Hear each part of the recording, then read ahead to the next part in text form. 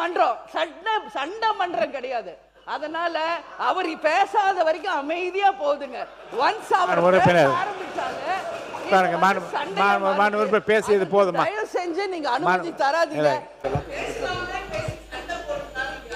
இல்ல சொல்லிட்டீங்க, அது எனக்கு அந்த கருத்து இல்ல. அந்த இல்ல இல்ல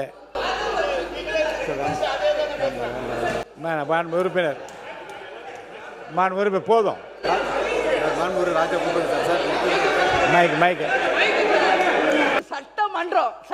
சண்டை மன்றம் கிடையாது. அதனால அவர் பேசாத வரைக்கும் அமைதியா போதுங்க. ஒன்ஸ் அவர் ஆரம்பிச்சாங்க